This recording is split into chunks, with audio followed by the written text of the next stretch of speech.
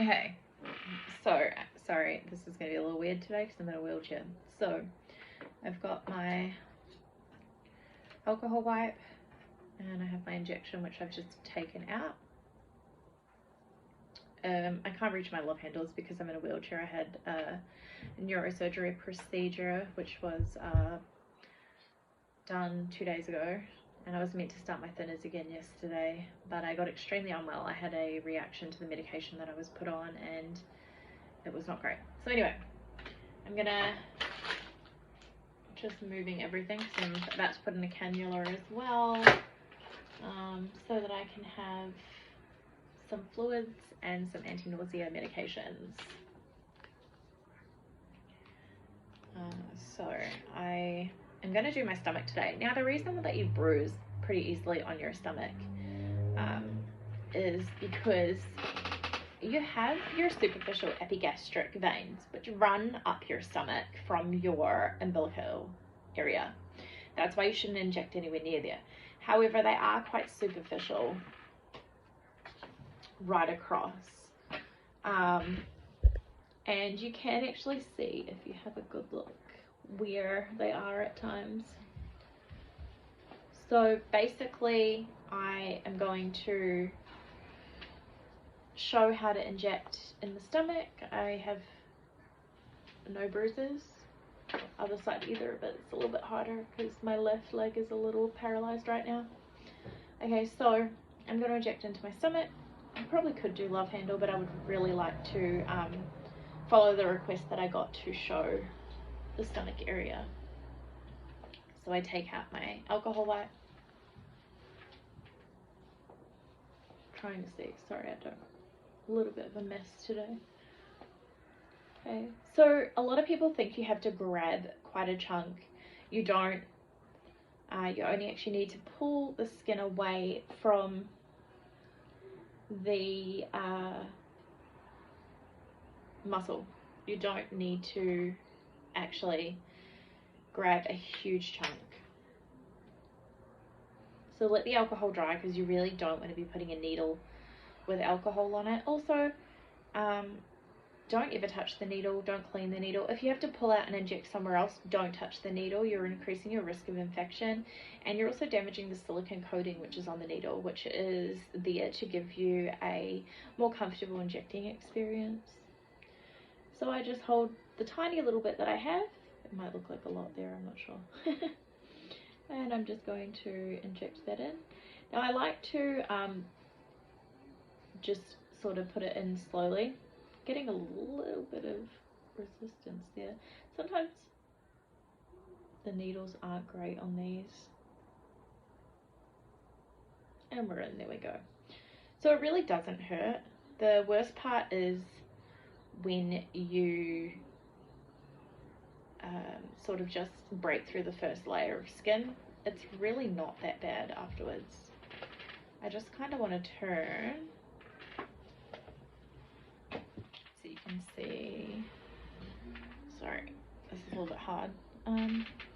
So I've just got the tiniest bit of skin there. Just press and hold. Now I did explain in a previous video that if you feel, I'm not feeling it now, it doesn't burn, doesn't sting whatsoever.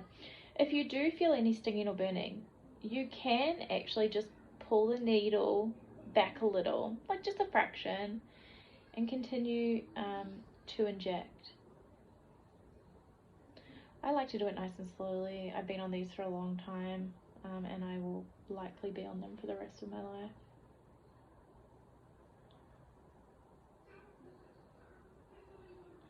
Well, I will be on them, or I may switch to another medication, although I'm not a fan of the medication I used to be on, which is Xaprin. Now I'm finished my needle, my injection, finished, so I'm going to withdraw. Now immediately I'm going to put pressure on that, firm pinpoint pressure is what I'm going to put on. And I'm going to hold that for 5 minutes at a minimum. I'm not going to remove, I'm not going to check. I'm going to look at the clock and I'm going to simply hold that. Once your needle's recapped, click it down and safely dispose of it.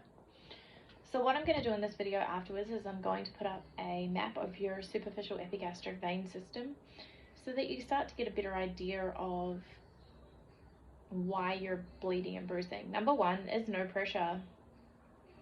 I'm not sure why people are not told this. It is taught in basic nursing, medical school, and it is taught even to phlebotomists.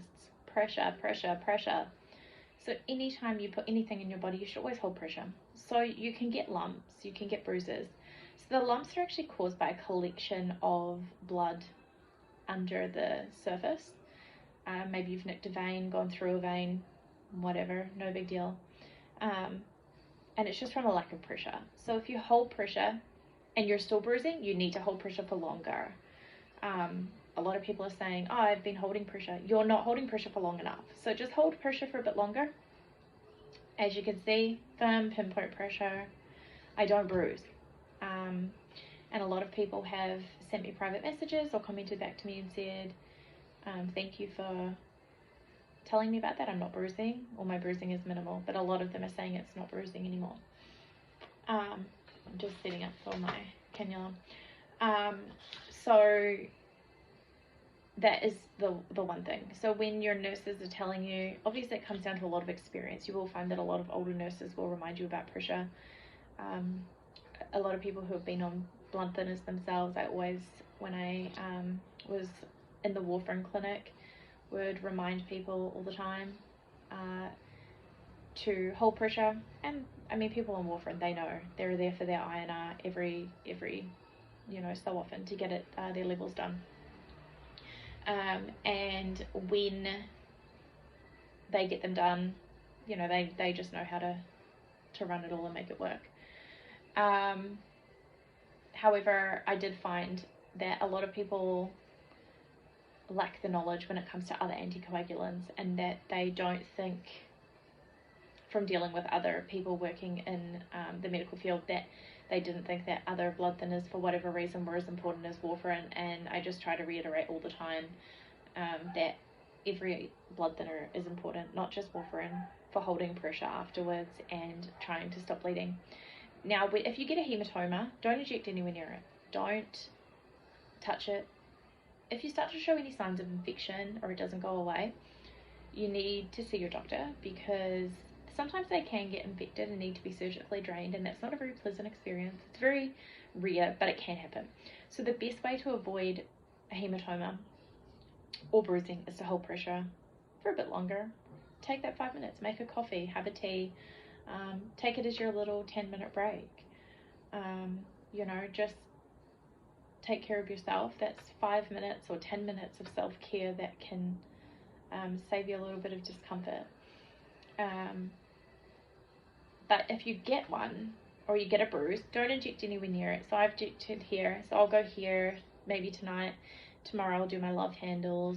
I mean, you've got the backs of your arms. I can also put in here a map of subcutaneous areas where you can inject. And it's all about just finding where works for you. I don't like my thighs, but a lot of people will inject in their thighs, and that works for them, and that's totally fine. So I just wanted to give it a few more minutes. But what I'll do actually is I'll keep holding pressure. I'll stop my video. I'll add in, when I edit, the superficial epigastric vein system, and then I'll put a photo at the end of my stomach area and show you that it's fine, I guess. Yeah, thanks guys. If you have any questions, let me know.